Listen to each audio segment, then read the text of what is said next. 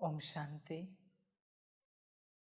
अव्यक्तवाणी 26 जून 1969। शिक्षा देने का स्वरूप अपने स्वरूप से शिक्षा देना। 24वां पॉइंट है, जबकि तुम भाषण कर सकते हो तो बाप दादा का कोई भी तन द्वारा मुरली चलाना मुश्किल है। लेकिन क्यों नहीं चलाते हैं? उस समय 2-4 ने अपने विचार सुनाए। जिस तन द्वारा पढ़ाने का पार्ट था वह पढ़ाई का कोर्स तो पूरा हुआ, अब फिर पढ़ाई पढ़ाने लिए नहीं आते। वह कोर्स था, उसी तन द्वारा पार्ट पूरा हो चुका है। अभी तो आते हैं मिलने के लिए, बहलाने के लिए।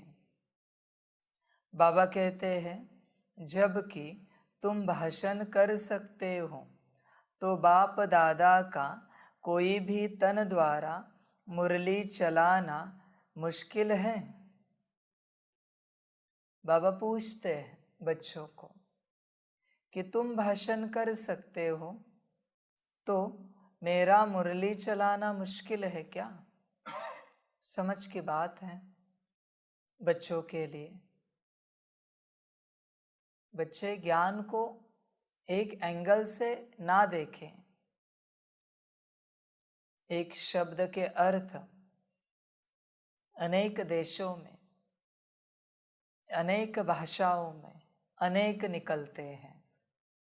प्रोनंसिएशन एक ही होता है पर अर्थ अलग अलग निकलते हैं। उसकी शायद स्पेलिंग अलग अलग होती है। समझ की बात है। उसी प्रकार बाबा कहते हैं, यह ड्रामा है, पार्ट है। एक दिशा से, एक एंगल से तुम देखना नहीं किसी भी बात को। तुम जिसे पूरब समझते हो, किसी और के लिए वो कुछ और दिशा है। समझ की बात है। इस ड्रामा में किसी एक बिंदु को केंद्र बिंदु नहीं समझा जा सकता। तुम जहां खड़े हो वह केंद्र बिंदु भी है और सरकमफेरेंस भी है, परिघ भी है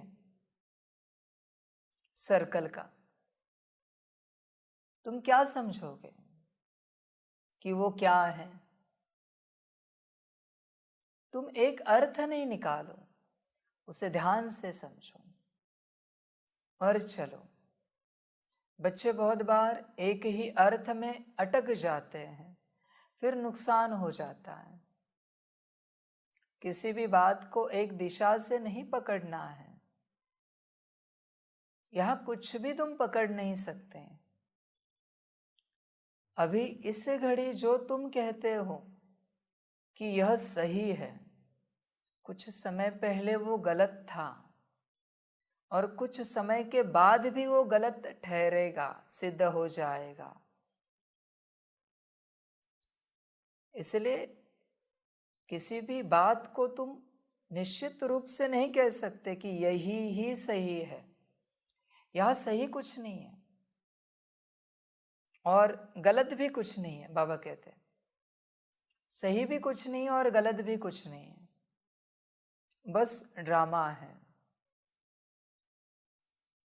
तुम जिस वर्तमान काल में खड़े हो, भूतकाल से इसे देखा जाए तो यह कल्पना लगेगी और भविष्य काल से इसे देखा जाए तो ये बाबा कहते अज्ञान लगेगा, क्योंकि भविष्य क्या काल तो ज्ञानियों का युग है, एडवांस्ड युग है। इसे अज्ञान ही कहा जाएगा भविष्य काल से। समझ की बात है। तुम तीनों कालों को ध्यान में रखते हुए, तीनों लोकों को ध्यान में रखते हुए हर बात को समझने की कोशिश करो। हर बात को। किसी ने कहा यही सत्य है, तुम उसे तुरंत सत्य नहीं मानना, तुम उसे अनुभव करना। बाबा भी यही कहते हैं, ज्ञान को मानना नहीं, ज्ञान को समझना, समझकर अनुभव करना, फिर देखो क्या होता है। इस बात को ध्यान से समझिए।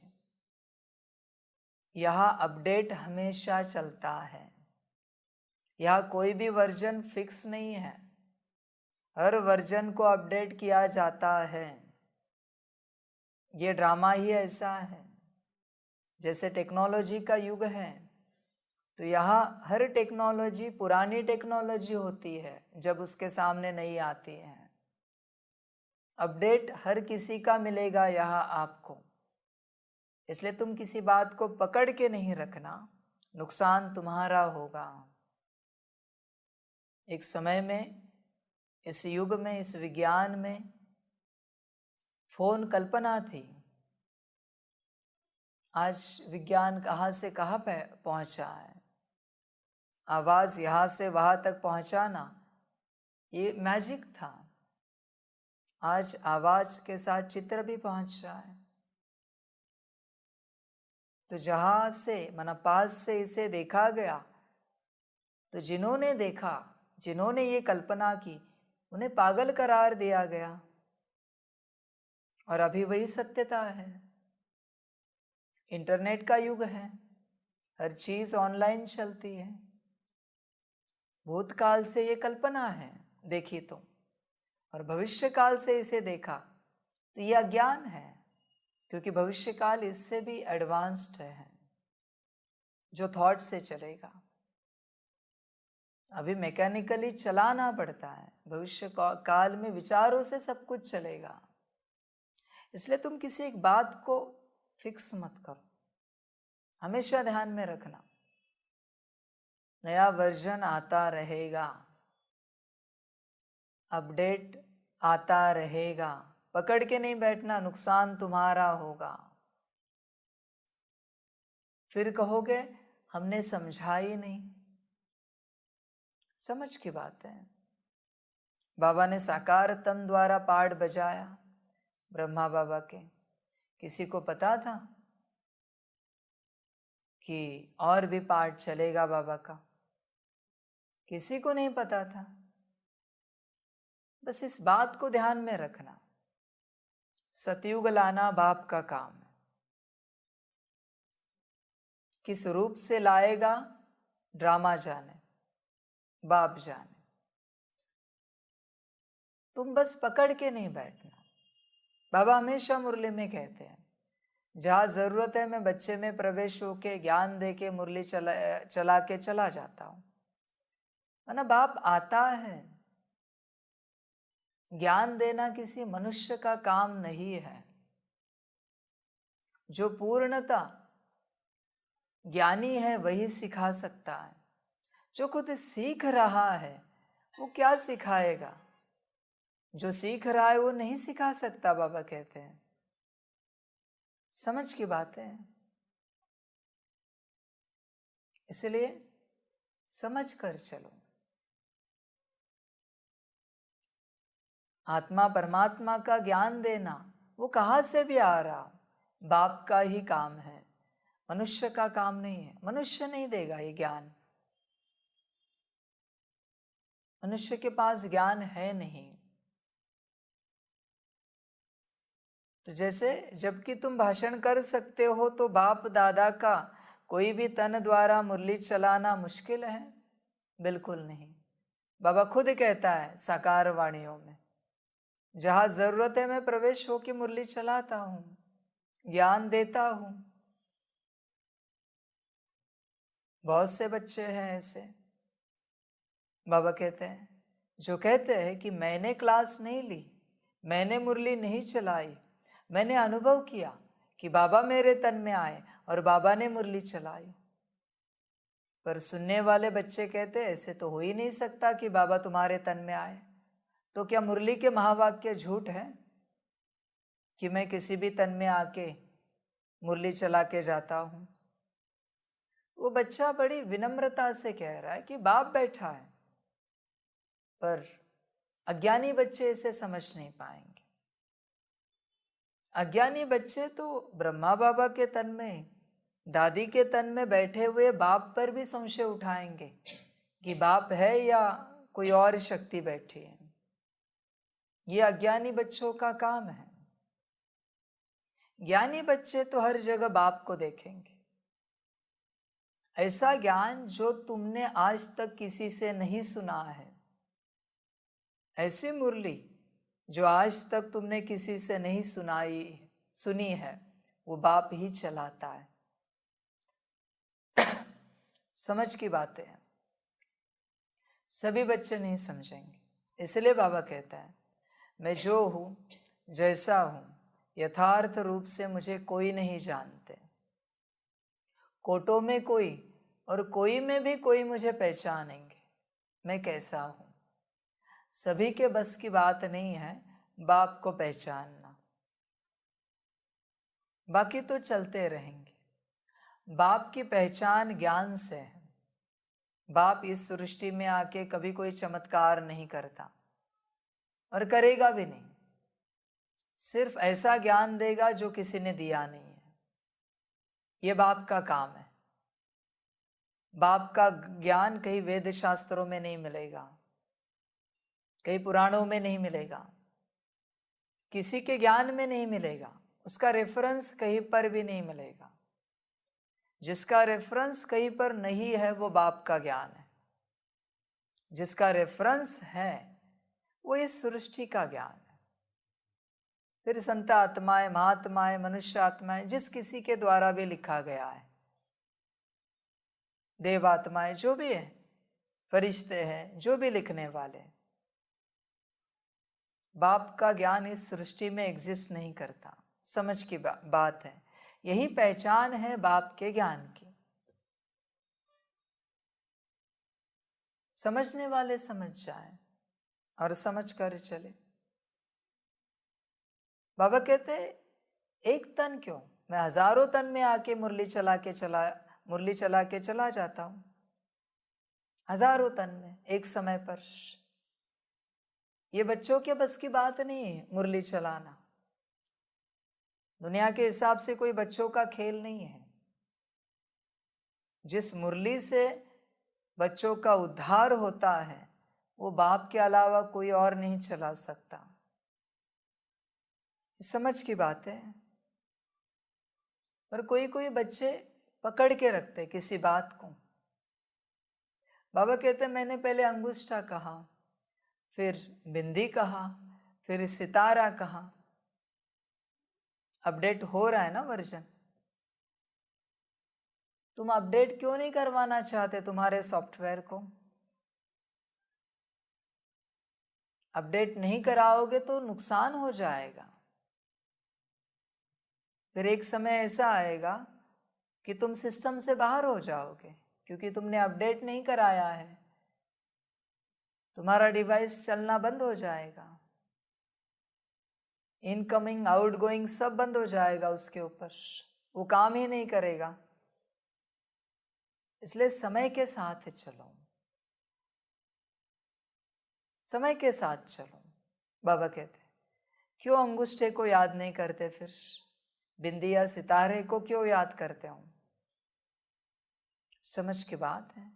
इसलिए समय के साथ चलो। समय बदलता जा रहा है, वैसे बाप ज्ञान देता जा रहा है। ज्ञान की अथॉरिटी सिर्फ बाप के पास है और किसी के पास नहीं है इस दुनिया में। समझने वाले समझ जाए। स्वयं को समझने के लिए भी ज्ञान लगता है और बाप को समझने के लिए भी महाज्ञान लगता है। सिंपल सा ज्ञान नहीं, महाज्ञान लगता है। बाप को समझने के लिए। एक ही ज्ञान है, समर्पण। तुम अपनी बुद्धि मत चलाओ। एक तो तुम्हारी बुद्धि माया के पास है, तुम्हारा मन माया के पास है, तुम्हारे संस्कार मायावी है। अभी इन तीनों से, मन बुद्धि संस्कार से जो बाहर निकलेगा वो क्या निकलेगा? आउटपुट क्या होगा इसका? मायावी ही होगा। इसलिए इन सारी बातों में मत जाओ, अपनी उन्नति के बारे में सोचो, अपने को श्रेष्ठ बनाओ। पर बच्चे क्या करते हैं? अपने को श्रेष्ठ बनाना छोड़कर इन बातों में चले जाते हैं, फिर जहां है वहां से भी गिर जाते हैं। तुम आत्मिक स्थिति के बारे में सोचो, अपनी स्थिति बेहतर बनाओ। क्या करे कि हमारी आत्मिक स्थिति और ऊंची हो जाएगी, योग श्रेष्ठ होगा, ऊंचा होगा, यह चिंतन करो। कैसे करे कि मुरली हम 4 बार, 5 बार, 10 बार पढ़ें सारे दिन भर में? ड्रिल हम 8 बार क्यों, 108 बार करें। इसका चिंतन करो। कैसे समय निकाले कि हम विश्व को सकाश दें, इसके बारे में सोचो। बाकी भटकने वाले जो सब्जेक्ट्स हैं, टॉपिक है, उसमें मत जाओ।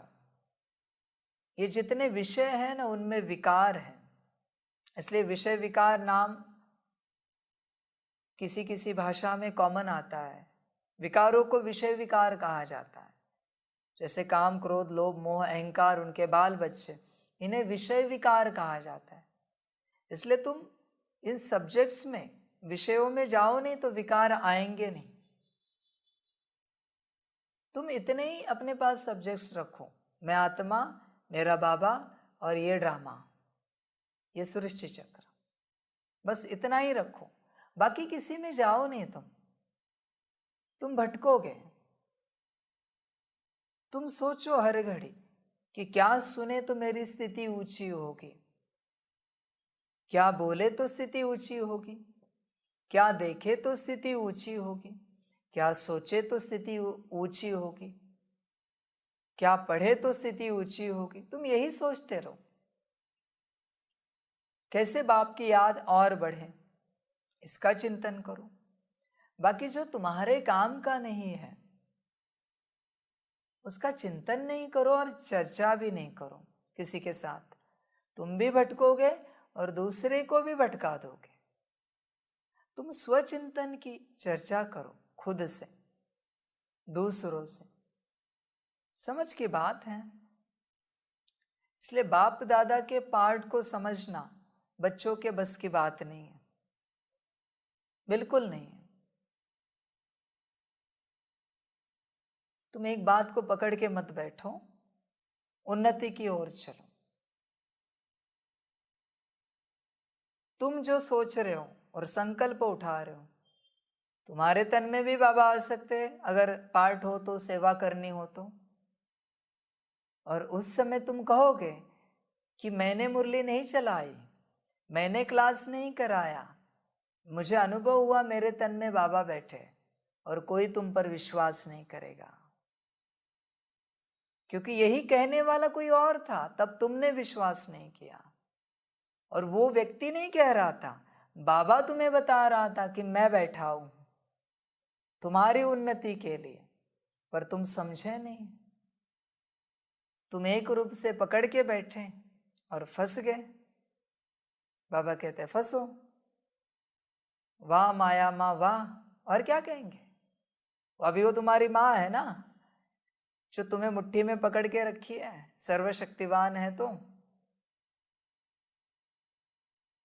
समझ की बात, या तो माया के बच्चे हो तो माँ होगी तुम्हारी, या तो बाप के बच्चे बनो, वाह बाबा वाह करते।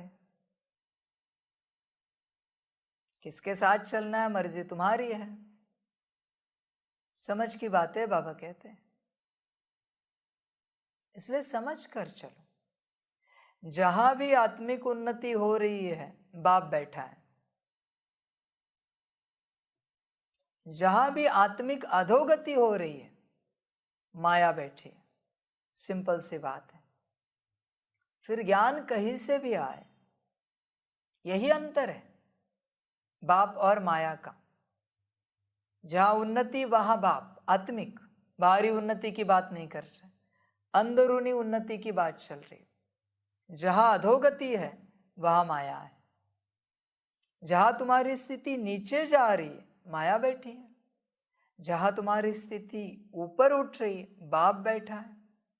इस दुनिया में स्थिति ऊपर उठाने का अधिकार और शक्ति सिर्फ बाप के पास है, किसी और के पास नहीं है। कोई मनुष्य नहीं उठा सकता तुम्हारी स्थिति को ऊपर। जिसकी खुद की स्थिति ठीक नहीं है वो तुम्हारी स्थिति क्या ठीक करेगा? समझ की बातें हैं बच्चों के लिए, इसलिए समझ कर चलो। इम्पेशंस नहीं होना, अधीर नहीं होना, समझ कर चलना। बाप को अपना कार्य करना ही है, फिर वो कहां से भी करें, कार्य तो पूरा करना है। समझ की बात है। इसमें तुम्हें क्या करना है ये तुम सोचो। तुम बनो ना बनो, बाप तो अपना कार्य पूरा करने वाला है। तुम अष्टरतन में आओ या ना आओ, 108 में आओ या ना आओ, बाप तो 108 अष्टरतन बनाने ही वाला है। तुम्हारे आने या ना आने से वो बनाएगा या ना बनाएगा ये नहीं होगा, उसे अपना कार्य पूरा करना है। तुम्हारे संकल्प उठाने से सूरज उगने का रुकेगा नहीं, सूरज आएगा ही। उसे अपना चक्र पूरा करना ही है। समझ की बात है। तो बाबा कहते हैं मेरे लिए कोई मुश्किल नहीं है कहीं से कार्य करना, पर तुम्हारे लिए समझना मुश्किल है कि मैं कार्य कर रहा हूं, क्योंकि तुम्हें नहीं समझा है। समझ की बात है। तुम्हारा बाप पर इतना निश्चय पक्का है कि बाबा कहते हैं मैं दादी के तन द्वारा साकार आवाज में बात करता हूं तो तुम्हें लगता है बाबा नहीं है। ये तुम्हारा निश्चय है। तुम्हारे पास क्या ऐसी ठोस बात है जिससे तुम बता सको कि बाबा है? कुछ भी नहीं है, क्योंकि तुमने कभी पढ़ाई की ही नहीं स्वयं की या बाप की। समझ की बात है। कुछ भी नहीं तुम्हारे पास। आवाज पर मत जाओ, चेहरे पर मत जाओ, दृष्टि पर भी मत जाओ। सूक्ष्म में क्या है बताओ तुम्हारे पास, जिससे तुम कह सको कि बाप बैठा है सामने? कुछ भी नहीं, क्योंकि कभी तुम सूक्ष्मता में उतरे ही नहीं हो। तुम बस इसके उसके कहने से चल रहे हो, बाहरी दिखावे से चल रहे हो। तुमने कभी बाप का अभ्यास किया ही नहीं है। पता है तुम्हें बाप के वाइब्रेशंस कैसे होते हैं? पता है तुम्हें टीचर के वाइब्रेशंस कैसे होते हैं? पता है तुम्हें सदगुरु या महाकाल के वाइब्रेशंस कैसे होते हैं? कभी जाना नहीं तुमने। वाइब्रेशंस ऐसी चीज है जो इस दुनिया में समान कभी नहीं हो सकती। जैसे तुम्हारे फिंगरप्रिंट समान नहीं होते, वैसे वाइब्रेशंस कभी समान नहीं हो सकते। बाप एक ही है, लेकिन 4 स्वरूप के 4 वाइब्रेशंस है बाप के। बाप, टीचर, सदगुरु, महाकाल। तुम क्या जानते हो बाप के बारे में? कुछ भी नहीं। इससे बड़ी दुर्भाग्य की बात क्या हो सकती है कि बाप संगम में आके जाने वाला है अभी, और अभी भी तुम्हें पता नहीं कि बाप कैसा है, टीचर कैसा है। समझ की बात है। तुम बाहरी रूप से परीक्षण कर रहे हो बाप का। बाहर में माया है। बाप को पहचानना है तो अंदर उतरो। तुम जब तुम्हारे अंदर उतरोगे तब तुम्हें बाप पता चलेगा बाप कैसा है, वरना ढूंढते रहोगे और अंत तक मिल नहीं पाओगे। समझ की बात है, बाबा कहते हैं समझदार बच्चे ही समझ सकते हैं। इसलिए बाप जहाँ चाहे आता है, अपना पाठ बजाता है और कार्य करके चला जाता है। जिस प्रकार का कार्य है बाप करता रहता है, बच्चों के बस की बात नहीं है। नारायण को राजगद्दी पर बिठाना ये बाप का काम है, ध्यान में रखना। तुम बच्चों का काम नहीं है, बाप ही राजगद्दी पर बिठाएगा, वो भी कोई सूक्ष्म में नहीं बिठाएगा। सूक्ष्म में बिठाना होता तो नीचे ही नहीं आता, ऊपर से ही सब प्रेरणा से करता और सूक्ष्म में प्रेरणा से ही बिठा देता राजगद्दी पर। अंत तक बाप रहेगा। समझ की बात है। बच्चे समझ नहीं पाते, अपने तर्क वितर्क लगाते रहते हैं और फिर बाप को खो देते हैं। वैसे भी खोने के लिए तुमने पाया ही कब है बाप को? तुम्हें अभी तक बाप मिला ही नहीं है, तुमने बाप को अभी तक देखा ही नहीं है।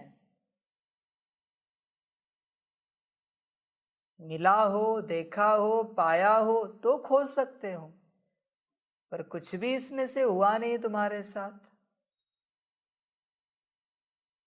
अभी भी तुम वहीं पर हो जहां दुनिया है। बाप को पाने का नशा तुम्हें पागल बना देगा अगर तुमने बाप को पाया है तो। तुम नॉर्मल नहीं रह सकते अगर तुमने बाप को पाया है तो। तुम नॉर्मल रहते हो संसारी रूप से, इससे सिद्ध होता है कि तुमने बाप को नहीं पाया है। देखिए भक्ति में संतों को, जहां गायन है कि उन्होंने ईश्वर को पाया, उनकी अवस्था को देखिए, उनकी स्थिति को देखिए। भूल गए सारा संसार। अभी भी तुम्हारी बुद्धि में संसार ही बैठा है। बाप को याद कराने के लिए बाप को कितनी न बार कहना पड़ता है तुम्हें कि आत्मा समझ के बाप को याद करो। तुम भी अपने आप को कितनी बार कहते हो तब जाके याद करते हो। और एक संत होके गए जिन्हें संसार में लाने के लिए जबरदस्ती करना पड़ता था कि आपका घर बार संभालो, परिवार संभालो, फिर भी वो उसी नशे में ईश्वरीय। तुम्हें ईश्वरीय नशे में लाने के लिए जबरदस्ती करनी पड़ती है। तुम चेक करो तुमने कहां तक पाया है। पाने के लक्षण कुछ और होते हैं।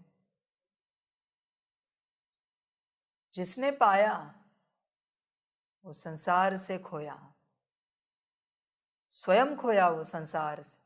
संसार में ठहर ही नहीं सकता हूं। अगर संसार में ठहरा है माना उसने पाया नहीं है, सिद्ध हो जाता है।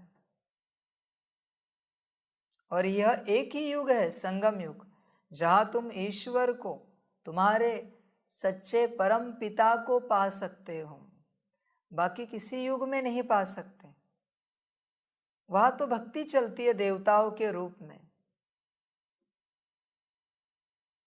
वहां तो बाबा अपने सत्य स्वरूप में नहीं आता, भक्ति के स्वरूप में आता है, साक्षात्कार कराता है, चमत्कार कराता है और सबको सही राह पर चलाता रहता है। इसलिए तो बाबा कहते हैं भक्ति में भी मुझे बहुत सेवा होती है, बहुत काम होता है। समझ की बात है। इसलिए किसी भी बात को पकड़ के नहीं बैठो बच्चे, नुकसान हो जाएगा तुम्हारा। पकड़ के नहीं रहो। तुम पकड़ के बैठते हो, नुकसान हो जाता है, फिर सोचते हो ऐसे कैसे हुआ। बाबा उत्तर देता है ड्रामा। और क्या कहे, तुम्हारी गलती थी ये कहें? नहीं, बाबा कहते हैं ड्रामा। ड्रामा अनुसार हुआ जो होना था। समझ की बातें हैं बच्चे, समझ कर चले। तो जबकि तुम भाषण कर सकते हो तो बाप दादा का कोई भी तन द्वारा मुरली चलाना मुश्किल है? बाबा कहते हैं बिल्कुल मुश्किल नहीं है, मैं चला सकता हूं। कभी तुम्हें लगता है किसी तन में बाप दादा आए तो उनका शरीर सहन नहीं कर पाएगा? बाबा कहते हैं इस दुनिया में ऐसा कोई शरीर नहीं है जिसे मैं एडजस्ट नहीं कर सकता, मेरे लिए, मेरे कार्य के लिए। सहन करना न करना सब मेरे हाथ में है। मैं किसी भी शरीर को एडजस्ट कर सकता हूं और उसमें प्रवेश होके कार्य कर सकता हूं। ये तुम्हारी मान्यता है। मैंने कौन सी मुरली में कहा है कि कोई शरीर सहन नहीं कर सकता? तुम अपनी मनगढ़ंत कहानियां मत बताओ सभी को, मायावी बातें दुनिया को मत बताओ। मैंने कौन सी मुरली में कहा है वो बताओ कि कोई ब्रेन या कोई शरीर सहन नहीं कर सकता। बताओ कौन सी मुरली है। समझ की बात है। और कभी तुम्हें लगता है कि बाबा पवित्र तन में आते हैं, तुम भूल गए हो बाप के महावाक्य। बाप यही कहता है मैं सबसे अपवित्र तन में आता हूं। जो नंबर 1 पावन था वो नंबर 1 पतित बना, उसी के तन में आता हूं। मैं पवित्र तन में नहीं आता। पवित्र तन में आना होता तो साधु सन्यासियों के तन में आ जाता। इसलिए सारी मान्यताएं तुम बुद्धि से हटा दो। बाबा कहते मुझे कोई फर्क नहीं पड़ता तुम्हारी मान्यताओं से, तुम ही नरक में गर्क होते जा रहे हो इन मान्यताओं को क्रिएट करके। इससे अच्छा आत्मिक स्थिति का अभ्यास करो, याद में बैठो, अपने को याद करो अच्छे से। ये सारी कहानियों में क्यों जा रहे हो? बाप का पाठ समझने के लिए पहले तुम्हें अपने आप को समझना पड़ेगा। जो 100% आत्मिक स्थिति में है वही बाप के पाठ को समझ सकते हैं, बाकियों के बस की बात नहीं है।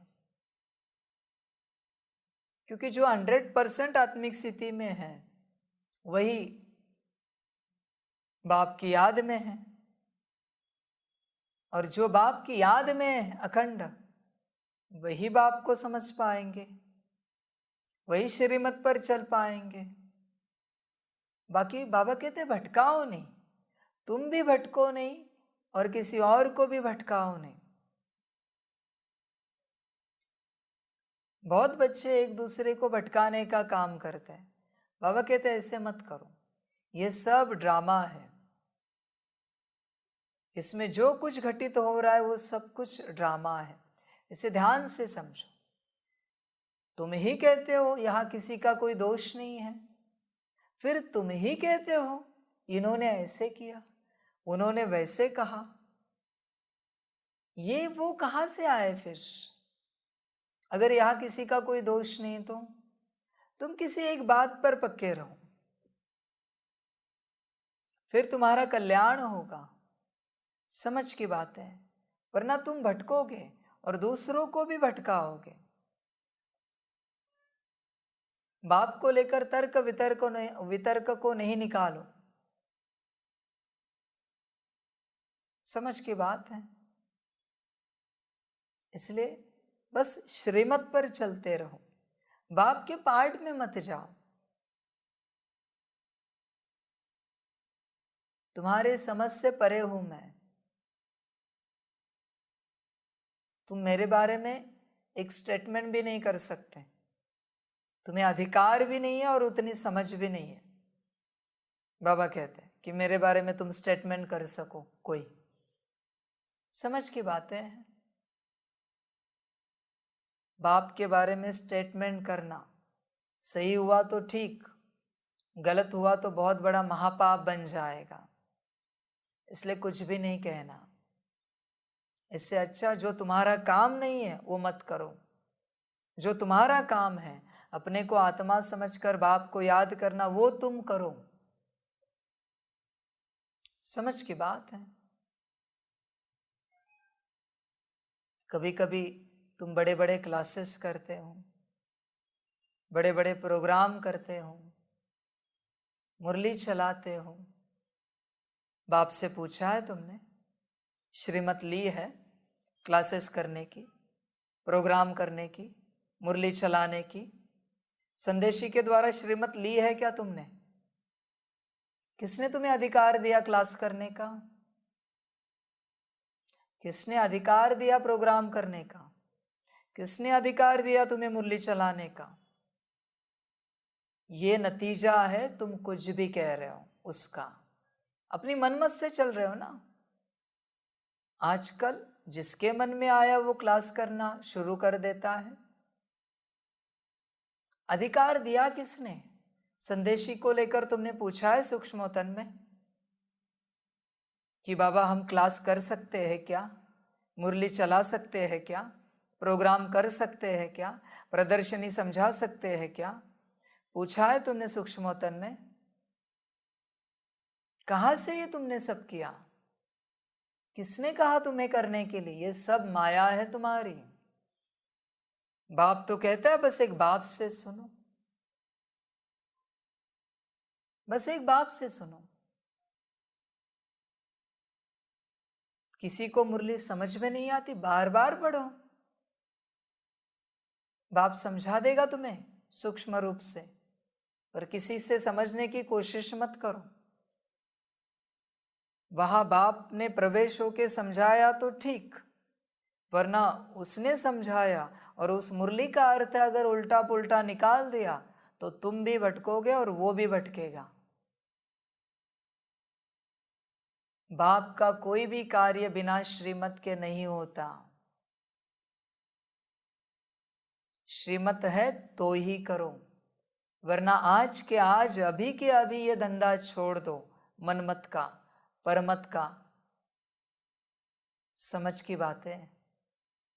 तुम्हारा एक ही काम है, अपने को आत्मा समझकर बाप को याद करना, रोज की मुरली पढ़ना या सुनना। जो तुम्हें श्रीमत दी है बाबा ने, वही तुम्हारा काम है, वही तुम्हारी सेवा है। इसके बावजूद जो कुछ तुम करना चाहते हो, पहले बाप से श्रीमत लो और फिर करो, अपने मन से मत करो। समझ की बातें। मनमत पर चलने वाले खुद भी गिरते हैं और बहुतों को गिराते हैं। समझ की बात है। किसी से भी तुम क्लास सुनो, सुनने वाले को पूछो तुमने बाप से श्रीमत ली थी क्या क्लास करने की, मुरली करने की? पूछो उसको। संदेशिया बाबा कहते हैं मैं बैठा हूं, श्रीमत पर चलना है तो मैं हर जगह बैठा हूं। श्रीमत पर चलना है तो। समझ की बात है। पूछो उन्हें। और अगर उन्होंने श्रीमत नहीं ली है तो किसी से भी क्लास नहीं सुनना तुम। और बिना श्रीमत के तुम कभी क्लास नहीं करना, इस बात को ध्यान में रखना। मुंह के बल गिरोगे, जितना कमाया है वह सब खोओगे। समझ की बातें हैं बच्चों के लिए। बिना श्रीमत के एक कदम भी नहीं चलना है बच्चों को। और जो श्रीमत पर चलता है उसी के साथ तुम भी चलो। मनमत और परमत पर जो चलते हैं उनके साथ तुम चलोगे। भले बड़े ज्ञानी, महाज्ञानी, महापंडित होंगे, माँ योगी होंगे, लेकिन जो मनमत पर चलते वो जरूर गिराएंगे, ध्यान में रखना। मनमत और परमत हमेशा गिराती है और श्रीमत हमेशा मौज कराती है, आनंद दिलाती है, ऊंचा उठाती है। इसलिए बिना श्रीमत के कुछ नहीं करना। बाप बैठा क्यों है सूक्ष्मोतन में? तुम्हें संदेश ही देने के लिए बैठा है ना, श्रीमत देने के लिए बैठा है ना। क्या करना है क्या नहीं करना है तो लेते रहो, बिना श्रीमत के नहीं चलना। बहुत बच्चे हैं मनमत और परमत पर चलते हैं, और कोई कोई ऐसे मुश्किल बच्चे हैं जिनकी हर सांस श्रीमत से चलती है। बाबा कहते हैं ऐसे बच्चे मेरी सांस हैं, जिनकी सांस श्रीमत से चलती है। इन्हीं से मैं सारा कार्य कराता हूं। कहते हैं ना, दम से कार्य किया जाता है। दम माना सांस, सांस, दम माना। ऐसे बच्चे ही बाबा का दम है, बाबा की सांस है, जिनसे बाबा विश्व कल्याण का कार्य करता है, जिनकी हर सांस श्रीमत से चलती है। समझ की बात है। जिनके जीवन में जरा भी मनमत या परमत है, बाबा कहते हैं वो स्व कल्याण भी नहीं कर सकते। विश्व कल्याण तो दूर की बात है, वो तो उनके सपने में भी नहीं आ सकता विश्व कल्याण। इसलिए बाबा कहते हैं समझ कर चलो, भटको नहीं। भटकना और तेज हो रहा है अभी के समय में, क्योंकि माया की शक्ति और बढ़ती जा रही है। माया का राज्य पूरा होने जा रहा है। जैसे राज्य पूरा होने जा रहा है, शक्ति और बढ़ती जा रही।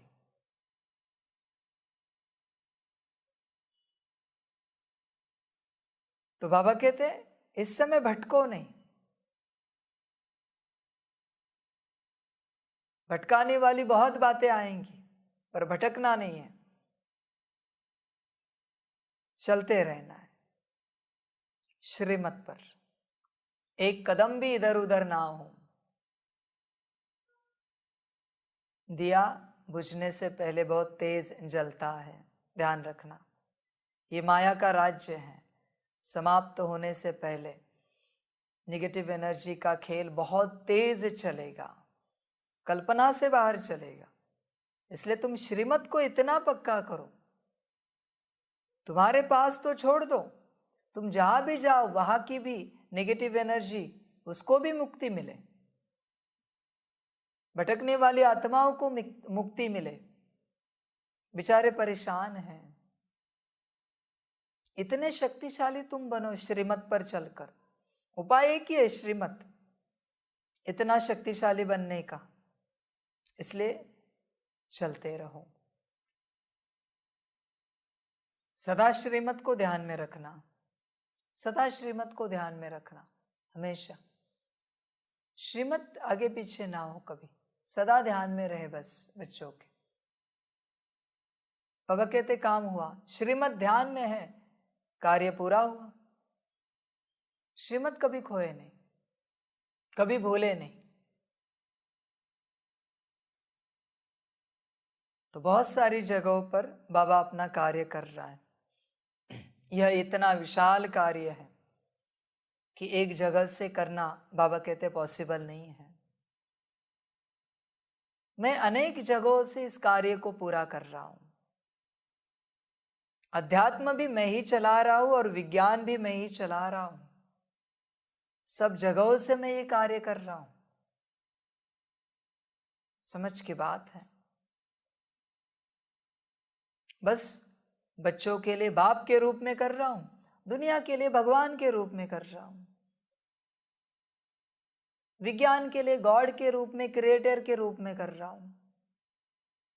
पर मैं सब जगहों से कर रहा हूं। तुम एक जगह मुझे पकड़ के मत रखो, मैं किसी की पकड़ में नहीं आता। तुम अगर एक जगह पकड़ के बैठे हो तो तुम्हारी बुद्धि माया ने पकड़ ली है, ये समझ जाना। समझ की बात है। इसलिए अनेक जगहों से बाबा कार्य कर रहा है, तो किसी भी तन द्वारा बाप मुरली चला सकता है, बाप दादा मुरली चला सकते हैं, ध्यान में रखना। अगर कोई बिलीफ सिस्टम हो पुरानी, उसे हटा देना। इस संगम युग में विश्व कल्याण और स्व कल्याण की दिशा में, सतयुग की दिशा में जो भी कार्य जा रहा है, जिस भी आत्मा के द्वारा जा रहा है, बाप ही कर रहा है। बस इसे ध्यान में रखना। स्व कल्याण करना, विश्व कल्याण करना, सतयुग लाना, ये सिर्फ बाप का काम है। इसलिए कभी किसी मनुष्य को क्रेडिट नहीं देना तुम। इन्होंने बहुत सुंदर क्लास कराया, बाप ने किया। इन्होंने बहुत सुंदर मुरली चलाई, बाप ने चलाई। इन्होंने कितना विशाल कार्य किया, जिससे यज्ञ का कार्य कितना आगे बढ़ रहा है। उन्होंने नहीं किया, बाप ने किया। सब बाप ही करता है। इसलिए बाबा कहता है, मैं करन करावनहार बैठा हूं, तुम बस नाम के निमित्त हो। नाम के करता मैं ही हूं, सारी क्रेडिट तुम्हें देता हूं। समझ की बात है। तुम्हारा पुरुषार्थ भी मैं ही करता हूं, ध्यान में रखना। बाबा कहते हैं तुम यहां तक भी पात्र नहीं हो कि पुरुषार्थ कर सको। तुम्हारा पुरुषार्थ भी तुम्हारे द्वारा मैं ही करता हूं और तुम्हें ऊंच पद दिलाता हूं। इसलिए अहंकार में नहीं आना, माया में नहीं आना कि मैं करता हूं कभी कह के। सब करने वाला बाप है, ध्यान में रखना हमेशा। सब कुछ पॉसिबल है बाप के लिए, बस तुम जानते नहीं हो। तुम अपने आप को नहीं जानते हो, बाप को कहाँ जानोगे और वो कार्य कब जानोगे। इसलिए बस चलते रहना, श्रीमत को ध्यान में रखना और चलते रहना। बाप करन करावनहार बैठा है, तुम बस निमित्त चलना।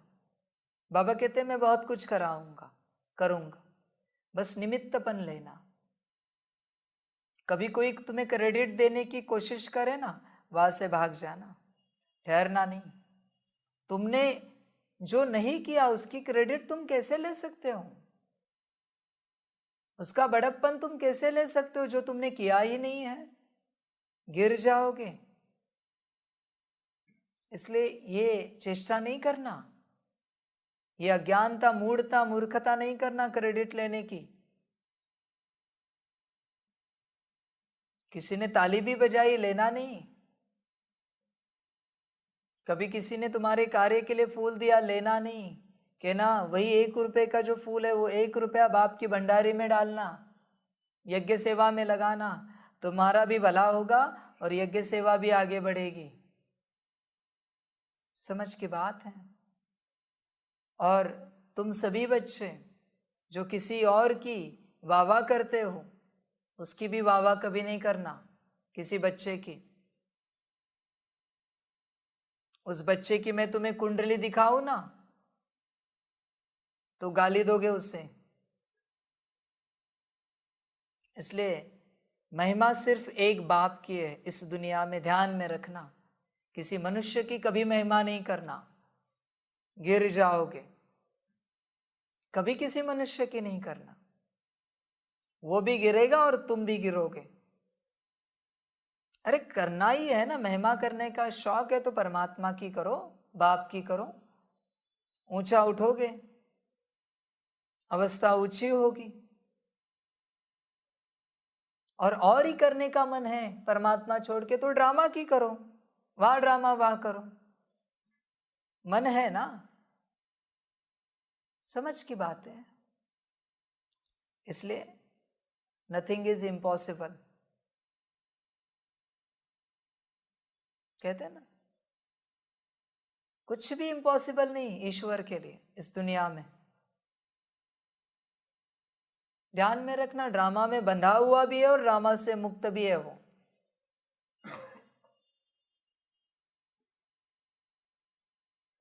बस ध्यान में रखना। इसलिए सब कुछ उसके लिए पॉसिबल है। तुम उसके पार्ट में मत जाओ, तुम अपनी उन्नति के बारे में सोचो, आत्मिक स्थिति के बारे में सोचो और राजयोग के बारे में सोचो। श्रीमत पर चलते रहो, अपना ध्यान रखना श्रीमत को लेकर। अच्छा, ओम शांति। सभी बच्चों को बाप की पदम गुणा याद, प्यार, गुड मॉर्निंग और नमस्ते। सदा खुश रहना, मौज में रहना और बाप की याद में रहना। श्रीमत पर सदा चलते रहना, श्रीमत को सदा सर आंखों पर रखना। तुम आत्मा से भी ऊंच श्रीमत रहे हमेशा।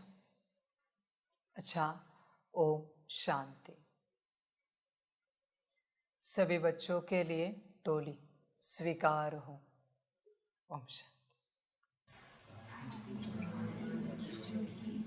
रूहानी बाप को परम